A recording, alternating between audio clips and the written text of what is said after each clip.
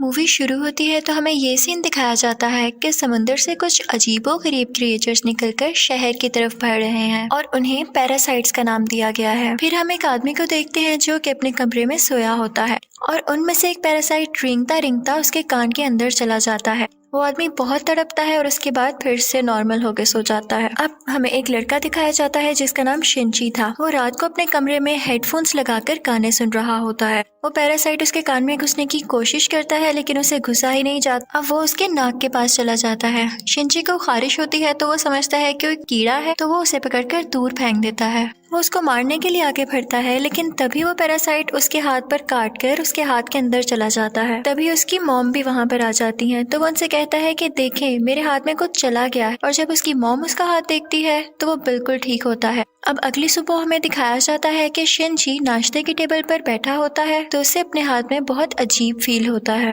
और फिर दूसरी तरफ हमें वो आदमी दिखाया जाता है जिसके कान में स्टार्टिंग में एक पैरासाइट चला गया था। वो अपनी बीवी के सामने आकर खड़ा होता है और अपना मुंह खोल लेता है। उसका मुंह बहुत ही खौफनाक और बहुत ही बड़ा था और वो अपनी बीवी का सर अपने मुंह में लेकर अपना खौफनाक मुंह बंद कर लेता है और ये सब उसी पैरासाइट की वजह से हो रहा था। फिर हमें शिंची दिखाया जाता है जो कि स्कूल जाते हुए रास्ते में अपनी दोस्त से मिलता है। वो भी उसमें काफी अजीब हरकतें नोट करती है और जब वो स्कूल पहुंच जाता है तब भी उसके साथ बहुत कुछ अजीब हो रहा था, जैसे उसके राइट हैंड में काफी पावर आ गई हो। वो घर आता है और अपना हाथ काटने की कोशिश करता है लेकिन उसका हाथ मूव करने लगता है और उसे रोकता है और फिर हम देखते हैं कि उसका हाथ एक क्रिएचर में बदल गया है और वो शिंची से बातें भी कर रहा था। फिर हम देखते हैं कि वो शिंची की बुक्स भी पढ़ा करता था और उसका लैपटॉप भी यूज किया करता था क्योंकि वो इंसानों के रहने के तरीके जानना चाहता था। जब इसने शिंची की बॉडी में घुसने की कोशिश की थी तो शिंची ने इसे आगे जाने से रोक लिया था, इसलिए अब ये सिर्फ राइट हैंड में ही था और उसी हाथ को कंट्रोल कर रहा था। ये अपना नाम मिकी बताता है और कहता है कि तुम मुझे कभी मत काट क्योंकि मैं तुम्हें कुछ नहीं कहूंगा, तुम मेरे होस्ट जो हो।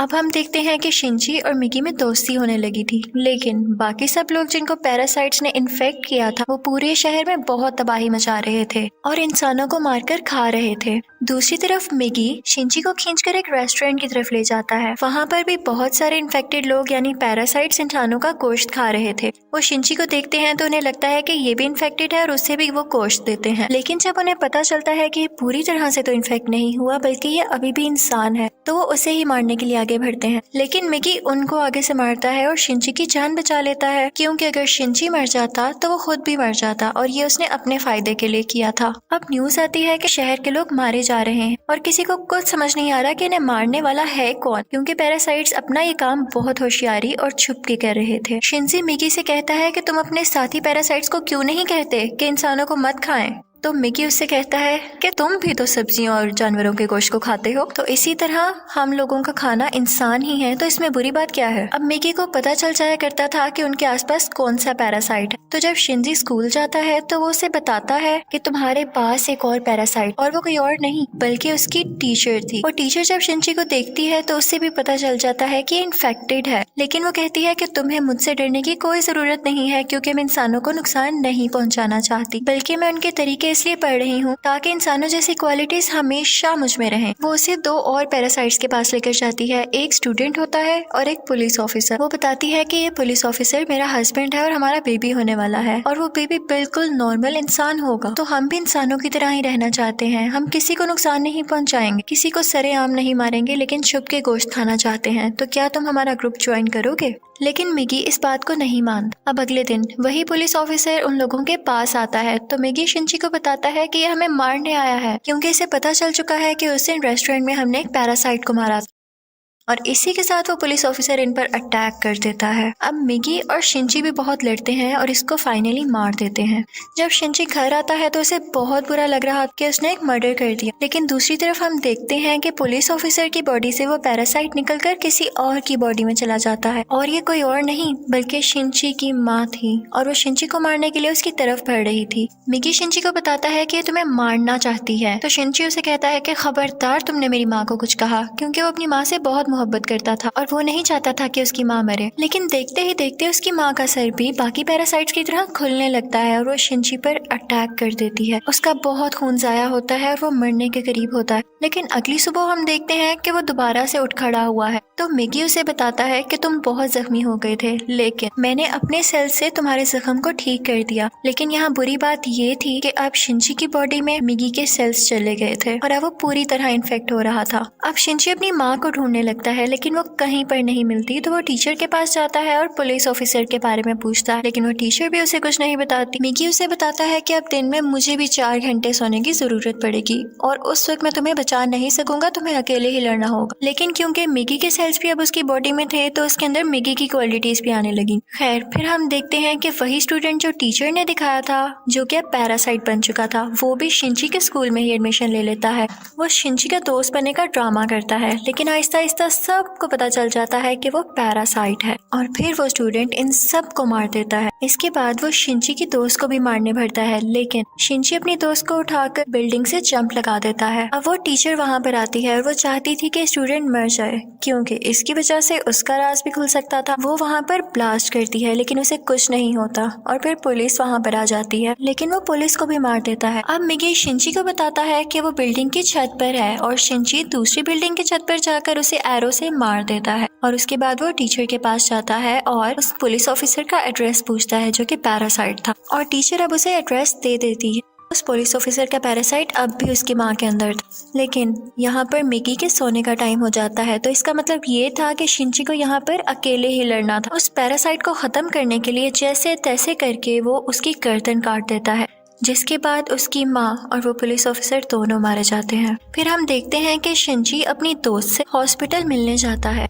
वो बातें कर रहा होता है कि मैं एक एक करके सब पैरासाइट्स को मार दूंगा, कि तभी हम देखते हैं कि कोई उनकी पिक्चर्स ले रहा है और वो कोई जासूस था। और यहाँ पर ही इस मूवी का पार्ट 1 खत्म हो जाता है और अब मैं आपको एक्सप्लेन करूंगी इस मूवी का पार्ट 2। अब पार्ट 2 में उस इंसिडेंट के कुछ महीनों बाद का टाइम दिखाया गया है, जब आर्मी को पता चल जाता है कि इस शहर में कोई पैरासाइट्स हैं जो लोगों पर अटैक कर रहे हैं और वो लोगों को बचाना चाहते थे। फिर वो जेल से एक सीरियल किलर को लाते हैं जो पहचान सकता था कि पैरासाइट कौन है और नॉर्मल ह्यूमन कौन है। उसके सामने एक एक करके लोग लाए जाते हैं तो वो सबको नॉर्मल कह देता है, लेकिन जब उसके सामने शिनची आता है तो वो सोच में पड़ जाता है और काफी सोचने के बाद कहता है कि ये भी नॉर्मल है। अब शिनची जब घर जा रहा होता है तो मिगी उसे बताता है कि हमारे बहुत पास एक पैरासाइट है, और वो पास की एक बिल्डिंग में जाते हैं जहाँ पर वो पैरासाइट एक इंसान का गोश्त खा रहा होता है। जब वो पैरासाइट शिनची को देखता है तो उसकी तरफ बढ़ता है, लेकिन मिगी इसे मार देता है। फिर अचानक उसे फील होता है कि जैसे उसके पीछे कोई है, और ये कोई और नहीं बल्कि वही आदमी था जिसने पार्ट 1 के एंड में शिनची और मिगी की पिक्चर्स ली थी। और फिर हमें शहर का मेयर दिखाया जाता है जो कि पैरासाइट्स की फेवर में बोलता और बहुत बुरा आदमी था, और वो टीचर भी उसके साथ मिली हुई थी। और अब हम देखते हैं कि उस टीचर का बेबी भी हो चुका था जो कि बिल्कुल नॉर्मल ह्यूमन था। वो मेयर जान गया था कि शिनची पैरासाइट्स को मार रहा है, तो वो भी उसे मारना चाहता था, लेकिन टीचर उसे मना कर देती है। वो कहती है कि मिगी और शिनची आपस में जुड़े हुए हैं, तो मैं देखना चाहती हूँ ये कैसे एक साथ रहते हैं, और अगर तुम शिनची को मारोगे तो हमारा पैरासाइट मिगी भी मर जाएगा। और इसीलिए उसी ने शिनची के पीछे वो जासूस भेजा था ताकि उस पर नजर रख सके। शिनची एक दिन चल रहा होता है कि उसे फिर से फील होता है कि उसके पीछे कोई है। वो जासूस उसकी सारी बात सुनता है और उसे कहता है कि तुम्हें अपने बारे में पुलिस को बता देना चाहिए। तो शिनची उससे कहता है कि नहीं, पुलिस में भी बहुत सारे पैरासाइट्स भरे पड़े हैं। उसे यहाँ पता चल जाता है कि इस जासूस को टीचर ने उसके पीछे लगाया है। तो वो टीचर के पास जाता है और कहता है ये तुम सब क्या कर रहे हो, ये करना बंद क्यों नहीं कर देते हो। तो टीचर उससे कहती है तो तुम हमारे साथी पैरासाइट्स को क्यों मार रहे हो, वो सिर्फ अभी इंसानों को खाना सीख रहे हैं और कुछ देर बाद वो उनको मारना भी बंद कर देंगे। वो चुप हो जाता है और फिर जासूस के पास जाता है और उसे बताता है कि वो टीचर बहुत खतरनाक पैरासाइट है, वो किसी भी वक्त तुम्हें भी नुकसान पहुंचा सकती है, तो तुम उससे दूर रहो। लेकिन जासूस उसकी बात पर यकीन नहीं करता। अब अगले दिन वो जासूस उस मेयर से मिलता है। उसे शिनची की बात को टेस्ट करना था कि वो सच बोल रहा है या नहीं, तो इसलिए वो मेयर के रूम में वॉइस रिकॉर्डर लगा देता है। लेकिन मेयर को इस बारे में पता चल जाता है और वो जासूस को मारने का हुक्म दे देता है कि ये अब हमारे लिए नुकसान बन चुका है। वो पैरासाइट को उसके घर भेजता है उसे मारने के लिए, लेकिन वो घर पे नहीं होता तो वो उसकी बेटी को मार देते हैं। अब दूसरी तरफ शिनची को मिगी बताता है कि तुम पर 5 पैरासाइट्स अटैक करने आ रहे हैं। अब उनकी तरफ एक आदमी बढ़ता है और उसी आदमी के अंदर वो 5 पैरासाइट्स थे। मिगी और शिंची उससे फाइट करते हैं और उसका सर उड़ा देते हैं। उन्हें लगता है कि अब ये मर चुका है, लेकिन अभी तो सिर्फ एक पैरासाइट मारा गया था और 4 अभी भी बाकी थे। बाकी के पैरासाइट्स उसके हाथ में आ जाते हैं और उसे कंट्रोल करने लगते हैं। अब वो टीचर मेयर से कहती है कि जब मैंने तुम्हें मना किया था कि तुम उस जासूस या शिंची को मारने के लिए पैरासाइट नहीं भिजवाओगे तो तुमने ऐसा क्यों किया। अब मेयर यहाँ पर नोट करता है कि उस टीचर के दिल में माँ बनने के बाद इंसानों वाले इमोशंस वापस आ रहे थे, तो इसे ये बात बिल्कुल अच्छी नहीं लगती। अब वो उस टीचर को मारने के लिए 3 पैरासाइट्स भेजता है, लेकिन चूंकि वो भी पैरासाइट थी तो उसको पता चल जाता है कि कोई उसे मारने आ रहा है और वो उनको पार्किंग में बुलाती है और उन तीनों से अकेले ही मुकाबला करके उन्हें मार देती है। लेकिन जब वो घर आती है तो वो देखती है कि उसका बच्चा वहाँ पर नहीं है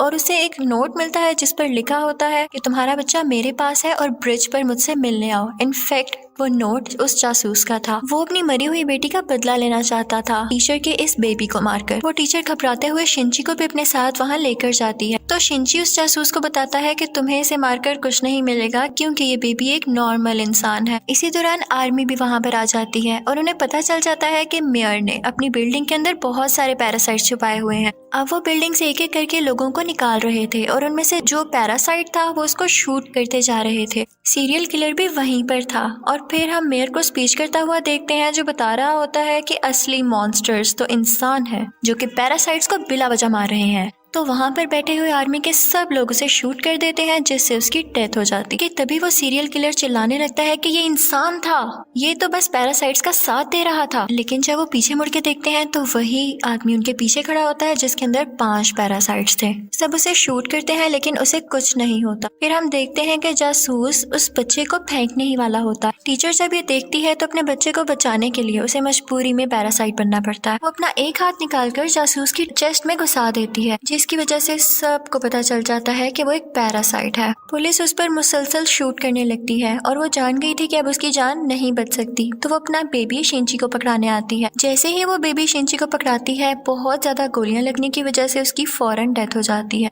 यहाँ पर शिंची को अपनी माँ भी याद आने लगती है और उसमें इंसानों वाली फीलिंग्स दोबारा से आने लगती है। अब पुलिस शिंची को अपने साथ इन्वेस्टिगेशन के लिए ले जाती, लेकिन साथ ही उन्हें खबर मिलती है कि उस पैरासाइट ने जिसके अंदर 5 पैरासाइट थे आर्मी को मार दिया है। तो शिंची फौरन से कार लेकर वहाँ पे जाता है और वही पैरासाइट उसकी कार को रोककर उसका एक्सीडेंट कर देता है। अब वो जंगल में चला जाता है और मिगी से कहता है कि जब तक तुम मेरे साथ हो उसको पता चल जाएगा कि हम कहाँ हैं, तो तुम मुझसे अलहदा हो जाओ प्लीज। इसी के साथ वो पैरासाइट फौरन वहाँ आ जाता है और उन पर अटैक करने लगता है। अब क्योंकि शिंची और मिगी की काफी दोस्ती हो चुकी थी तो मिगी अपनी कुर्बानी दे देता है, यानी अपनी जान सेक्रीफाइस कर देता है, उसकी बॉडी से अलग हो जाता है और शिंची को वहाँ से भाग जाने का कहता है और मिगी को वो पैरासाइट मार देता है, जिस पर शिंची काफी उदास हो जाता है और फिर अपनी दोस्त के घर की तरफ जाता है। वो उसका बहुत ख्याल रखती है। वो लेटा होता है कि एकदम देखता है कि उसके बाजू में से मिगी का एक और हिस्सा ग्रो कर रहा है और ऐसा इसलिए हुआ क्योंकि जब मिगी ने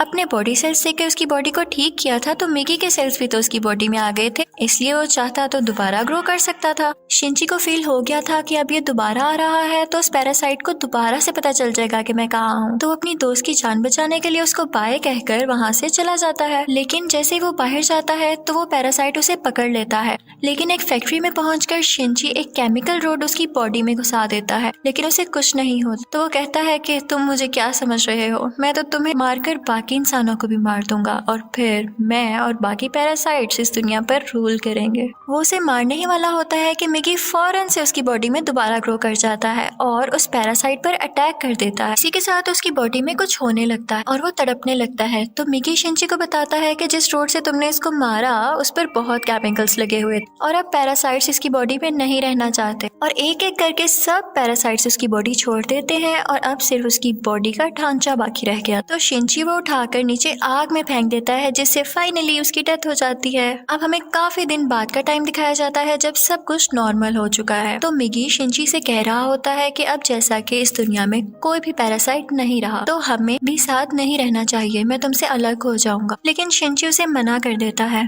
तो मिगी खुद ही अपने आप को खत्म कर लेता है और शिंची का हाथ वापस से अपनी फॉर्म में आ जाता है, जिस पर वो काफी उदास हो जाता है और मिगी को मिस करने लगता है। अब हम देखते हैं कि काफी टाइम गुजर गया है और शिंची और उसकी दोस्त अच्छी जिंदगी गुजार रहे थे और वो उस टीचर के बेबी से भी मिलने जाया करते थे कि अचानक हम देखते हैं कि वो सीरियल किलर वापस आ गया था और वो शिंची की दोस्त को किडनैप कर लेता है वो उसके कान में कहता है कि असली मॉन्स्टर इंसान है, लेकिन शिनची की दोस्त उसे कहती है कि असली मॉन्स्टर तो तुम हो, तुम लोगों को मारते हो। तो इस बात पर वो सीरियल किलर उसको बिल्डिंग से नीचे धक्का दे देता है, लेकिन शिनची फौरन से जाता है और अपना हाथ लंबा करके उसे बचा लेता है। और यहाँ पर उसे फील होता है कि उसकी मदद यहाँ पर मिगी ने की है। और यहाँ पर मूवी फाइनली खत्म हो जाती है, यानी पार्ट 2 भी। Thank you for watching.